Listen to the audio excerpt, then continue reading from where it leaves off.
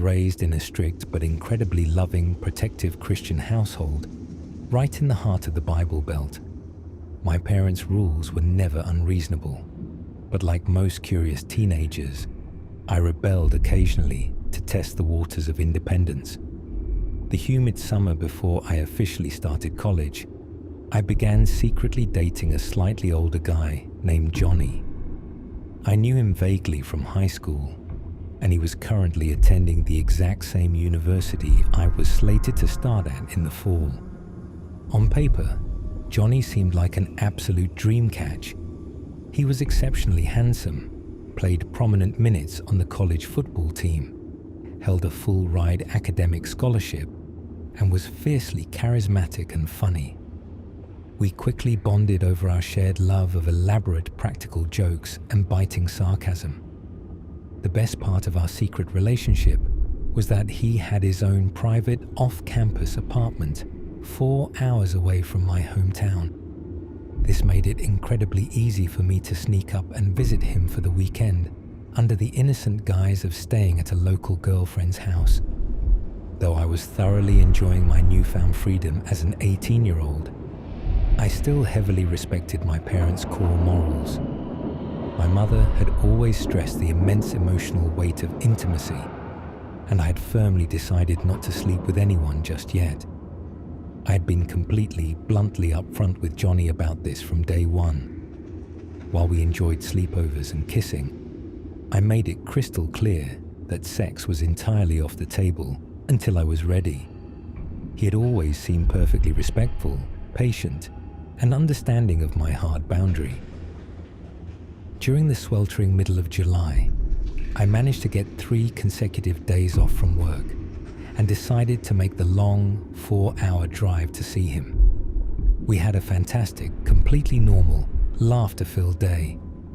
We had a massive Nerf gun war in the living room, read books on the balcony, went out for a nice dinner at a local diner, and spent hours just making out on the couch watching movies. But when we returned to his quiet apartment late that evening, the illusion shattered. I walked into the kitchen and noticed a bright box of condoms sitting blatantly in the center of the dining table. He had tried to smoothly push the boundary before, so I didn't immediately panic. I just crossed my arms and firmly, adamantly reminded him that it absolutely wasn't happening tonight or anytime soon. The events of the next 10 minutes will haunt my nightmares for the rest of my life. The charming, playful smile completely vanished from Johnny's handsome face, instantly replaced by a cold, hollow, dead stare that sent a violent shiver down my spine.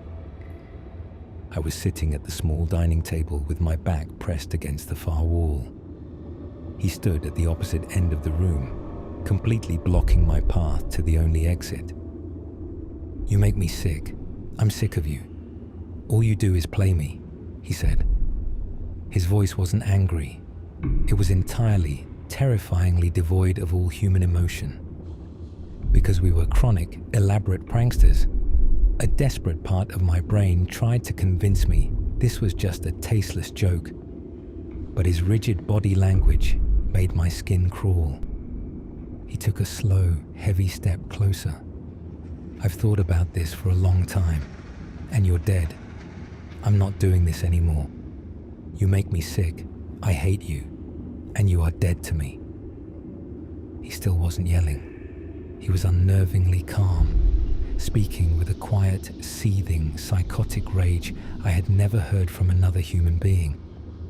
I looked down and saw his massive fist clenching so tightly by his sides that thick, dark veins were visibly popping out along his muscular forearms. For the first time in my life, I genuinely, viscerally feared the boy I thought I loved. He didn't blink once as he held my terrified gaze. The claustrophobia set in instantly. His apartment was on the 2nd floor, and the summer campus was completely deserted. If I bolted, my only options were leaping off a 2nd-story concrete balcony and breaking my legs, or somehow fighting my way past a massive college linebacker to unlock the heavy deadbolt on the front door. Even if by some miracle I made it down the stairs, I'd be dumped into a pitch-black, empty parking lot surrounded by miles of dense, silent woods. Physically, I was completely, hopelessly outmatched. I stared back at him, praying to God he would burst into laughter and break the suffocating tension. He didn't. Instead, he began to meticulously, calmly detail exactly how he was going to violently assault and murder me. The things he calmly whispered were too vile, sadistic, and geographically specific to ever repeat publicly. He calmly explained, step by step, that he was going to drag me out into the adjacent woods behind the complex, strangle the life out of me with his bare hands, chop up my body into manageable pieces, and dump the remains in a secluded rocky ravine we had hiked together happily just weeks prior. He casually raised his hand and pointed to a fresh box of heavy-duty, black contractor trash bags resting on his kitchen counter. "That's exactly where your body will be within the hour," he stated flatly. His horrific plan was far too detailed and perfectly mapped out to be a spur-of-the-moment angry rant. He had been actively visualizing this exact scenario. Sitting there, I realized with chilling clarity that crying, pleading, or showing an ounce of fear would only excite his sadistic urge. I am a very small girl, but I am incredibly stubborn, and I possess a lethal, unbreakable poker face when necessary. I stood up slowly from the table, perfectly matching his cold, dead stare. Inside, my soul was screaming, and I was begging God to let me live to see my parents again. But outwardly, I presented nothing but absolute bored calm. "You're real funny. I almost believed you for a second," I scoffed, dramatically rolling my eyes and crossing my arms. But it wouldn't have worked anyway. What I was trying to tell you before your little psychotic performance is that my dad needs me home tonight. My brother Kyle hurt his back at work, so my dad called and needs me to help prep the entire garden first thing in the morning for my mum's birthday party. I told him I'd call him the exact second I got on the highway in half an hour. It was a complete, desperate fabrication, and honestly, a pretty flimsy one. But my delivery was Oscar-worthy. I casually picked up my cell phone from the table, dangled it in front of his face, and shrugged indifferently. "You can call my dad right now and explain to him why I won't be coming home tonight if you really want to keep me here. He knows exactly where your apartment is." Johnny's jaw literally dropped. The terrifying murderous trance broke instantly. He stared at me, blinking rapidly, confusion washing over his face, his massive fist still clenched at his sides. The reality of a missing persons investigation crashing down on him seemed to penetrate the psychosis. I was just kidding," he mumbled weakly, taking a slow step backward, clearing the path to the hallway. "See ya," I chirped. I grabbed my purse from the counter and casually sauntered down the narrow hallway, fighting every single natural human instinct screaming at me to sprint for my life. The air in the room was electric, buzzing with danger, and I could physically feel his furious, hateful eyes burning into the back of my skull. I calmly reached the door, flipped the heavy deadbolt, pulled it open, and walked down the outdoor concrete stairs at a perfectly normal, relaxed pace.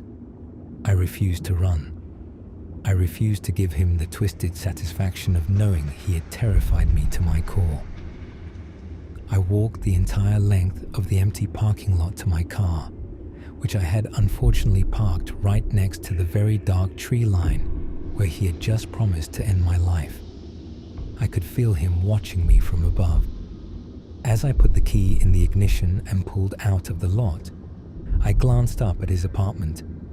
I saw his dark, hulking silhouette standing perfectly still in the balcony window, watching me leave. I gave him a sarcastic, cheerful little wave, rolled up my window, and drove away.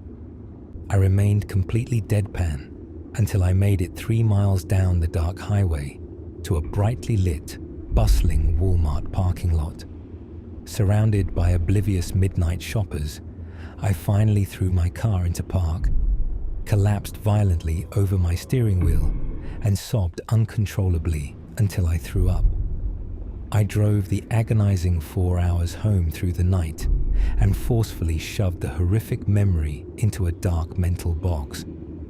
I sent him a breakup text the next morning and spent the rest of my college years actively, terrifiedly avoiding him on campus. It took me 4 years to finally admit what happened to my mother, so I could begin processing the trauma of the boy who calmly planned my murder.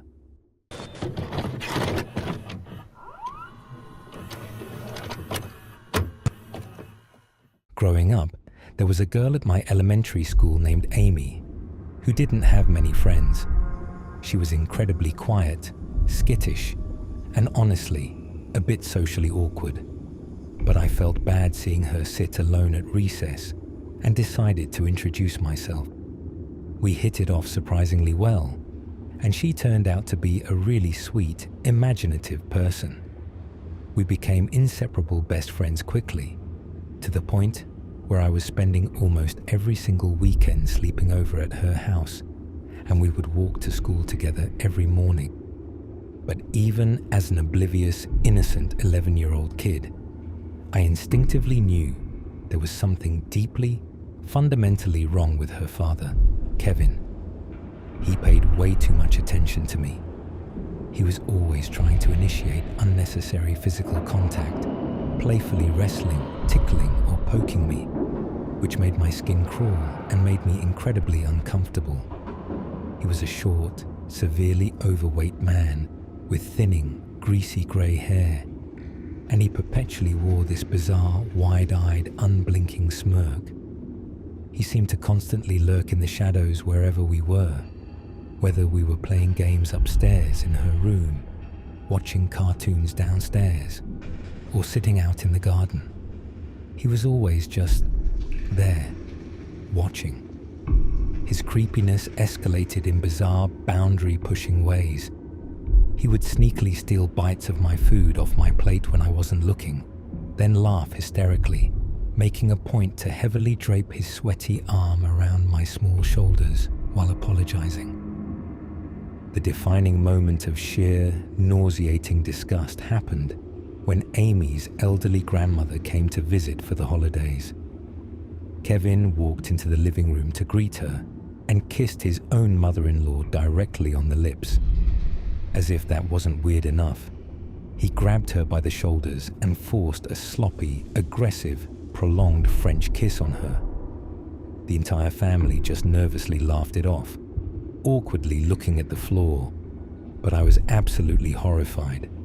Looking back with adult eyes, I should have stopped going to that house immediately, but I felt fiercely protective of Amy, knowing she had no one else. One rainy afternoon, Amy and I were playing quietly with dolls in her bedroom when Kevin violently stormed in, his face red and screaming about absolutely nothing. He completely manufactured an insane argument out of thin air, grabbed a handful of black plastic trash bags, and sadistically threatened to throw all of Amy's beloved toys into the garbage. Naturally, an 11-year-old girl panicked, and Amy became completely hysterical, crying and begging him to stop. We followed him downstairs to the foyer, both of us crying, pleading with him to leave the toys alone. Kevin suddenly stopped at the bottom of the stairs, turned slowly to Amy, and coldly stated that if she ever spoke to him in that tone again, she would regret it for the rest of her life. Slowly and methodically, maintaining dead eye contact with his terrified daughter, he began unbuckling his heavy, thick leather belt. I froze in absolute terror.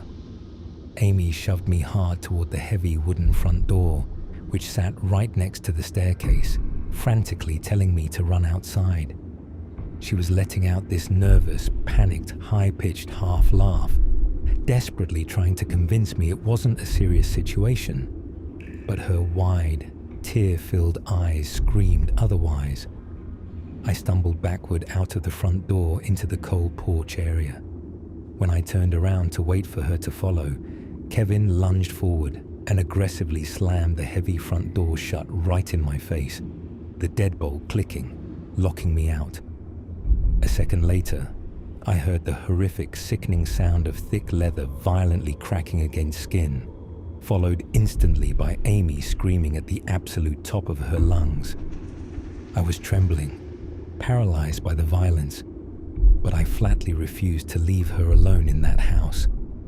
I stood frozen on that freezing porch, tears streaming down my face, listening to the relentless cracking of the belt, until the screaming finally dwindled into quiet, broken sobs.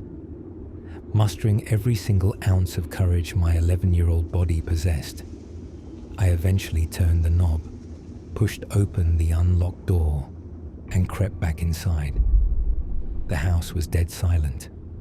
I tiptoed up the stairs and found Amy sitting alone on the floor of her room, blankly brushing a doll's hair in a daze. She forced a bright, artificial smile when she saw me, but her face was completely stained with fresh tears, and she was trembling. I never told my mother about the horrific incident because I firmly, naively believed Amy needed me there to protect her from the monster. My ultimate breaking point happened a few weeks later during a summer sleepover. I woke up in the dead middle of the night incredibly thirsty. Knowing the kitchen was close, I tiptoed down the wooden stairs in the pitch dark. Halfway down the steps, my blood ran completely cold, and I froze. The living room was illuminated only by a single pale street lamp, shining through a narrow gap in the window blinds. Laying flat on his back, dead in the middle of the living room floor, wearing absolutely nothing but tight, translucent white underwear, was Kevin. He wasn't asleep. He was completely awake, his head tilted back, staring directly at me from the darkness with wide, unblinking eyes. The silence in the house was deafening. He didn't move a muscle. He just watched me. I slowly backed up the stairs, never breaking eye contact, and ran into Amy's room, locking the door behind me and hiding under the covers. After that terrifying night, I completely refused to ever sleep over again, and I only visited the house when I knew for an absolute fact Kevin was away at work. I lost touch with Amy in high school, but reconnected with her recently as adults, and she finally, bravely opened up about the unspeakable horrors she endured in that house. She sent me a copy of a court-mandated psychological evaluation from when she was 10 years old. In the clinical report, she detailed waking up in the middle of the night to find Kevin violently sexually assaulting her 15-year-old sister in the next room. She also confirmed that the brutal beatings with the heavy leather belt were a regular, weekly occurrence for her entire childhood.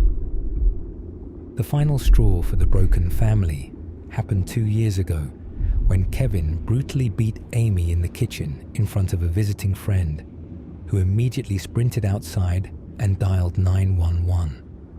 He was finally arrested, convicted, and locked away, but the unimaginable psychological and physical damage he caused to those innocent girls will last a lifetime.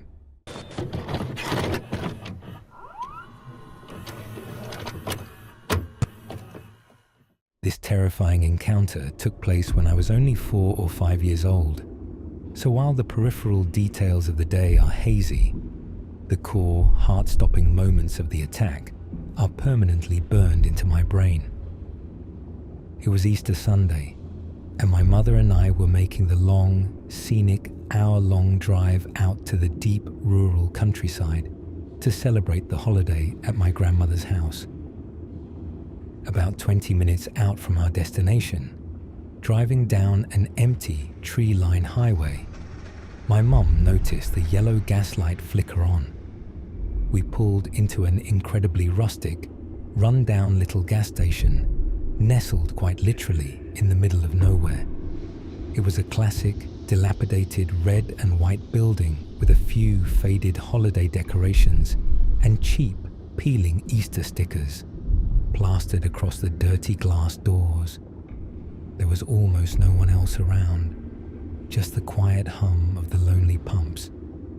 My mom had always been fiercely protective and had relentlessly drilled the strict stranger danger rules into my head since the moment I could talk. Because of this intense conditioning, she trusted me enough to leave me strapped securely into my heavy car seat for 2 minutes while she ran inside to pay the cashier. She explicitly commanded me not to open the doors or speak to absolutely anyone. It was a beautiful, warm spring day, so she left the back windows rolled completely down so we could enjoy the fresh breeze while she was inside. I was sitting quietly in the back seat, happily admiring the colorful paper grass and chocolate candy inside the large Easter basket sitting next to me. Out of the corner of my eye, I saw movement.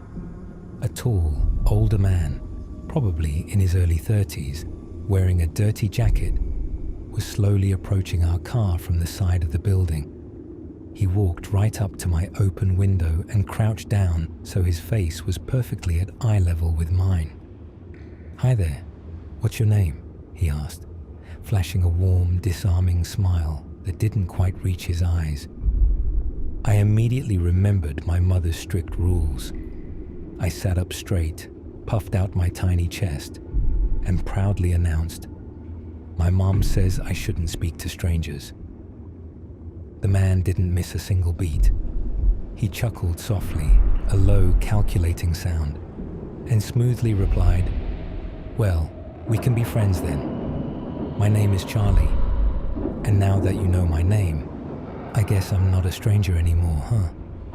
Using the pure, flawless, innocent logic of a 5-year-old child, his manipulative statement made total sense to me.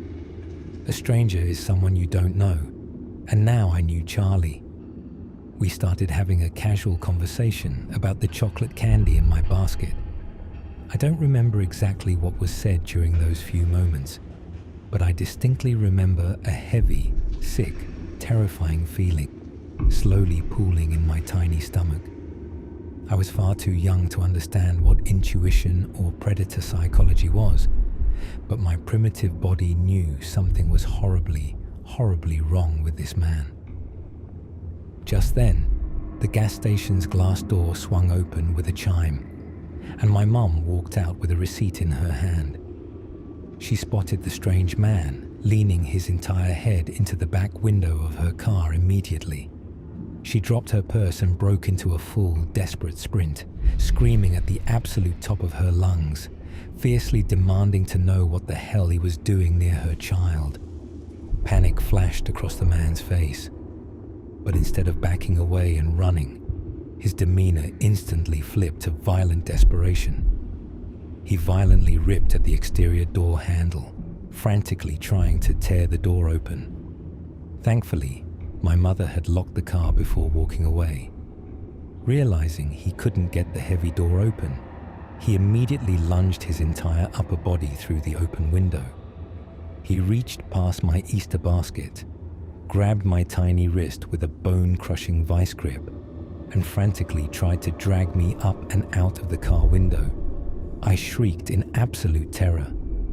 Acting purely on instinct, I threw all my body weight backward into my car seat, pulling violently against his iron grip, my legs kicking wildly. The sudden, unexpected resistance caused him to lose his awkward angle through the window. He stumbled back, released my arm, turned around, and took off sprinting full speed toward the dense, dark tree line behind the station.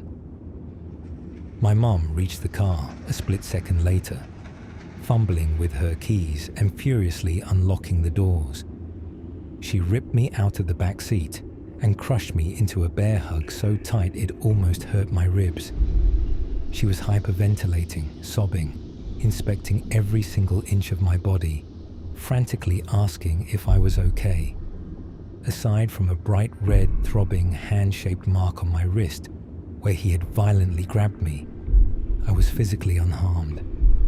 The massive dump of adrenaline finally wore off, and I just buried my face in her shoulder and sobbed uncontrollably into her jacket. I asked my mum about this horrific incident recently as an adult. She told me she locked us in the car and called the police immediately, though the man had vanished completely into the deep woods by the time the county sheriff arrived. To this day, she swears it was the most terrifying, heart-stopping moment of her entire life, claiming with absolute certainty that if she had been delayed inside that store for 30 seconds longer, she would have walked out to an empty back seat.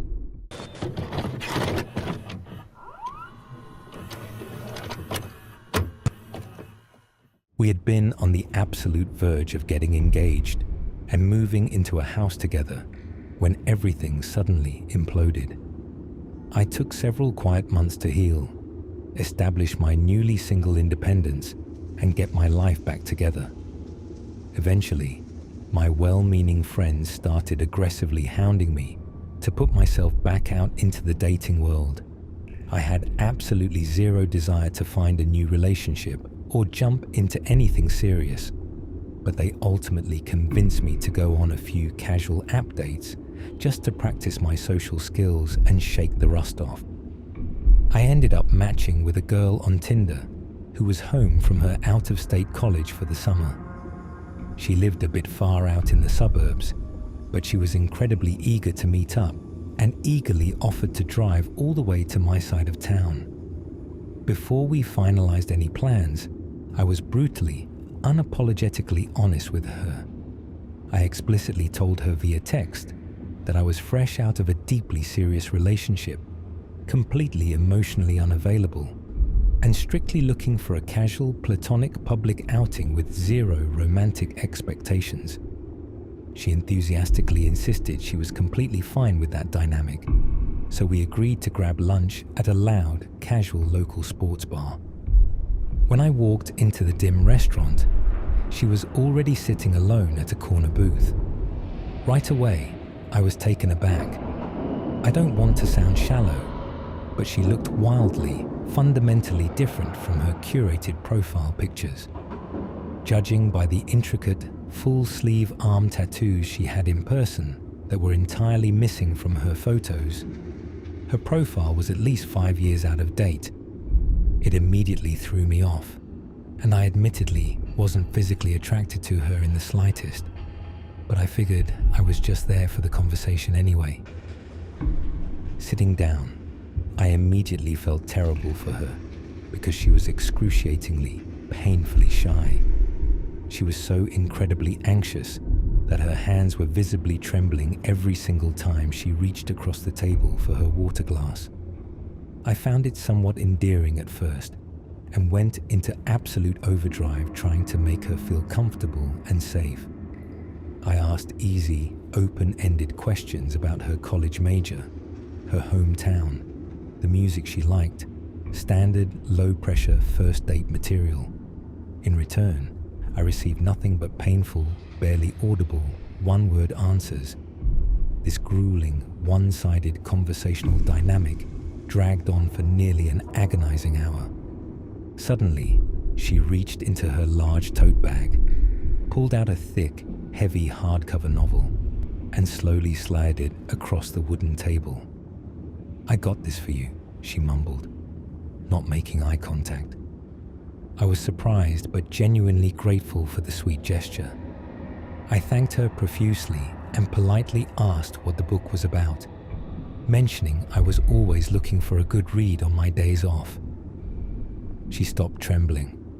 She stared at me with a deeply confused expression, her brow furrowed, and spoke with a sudden, sharp, borderline accusatory tone.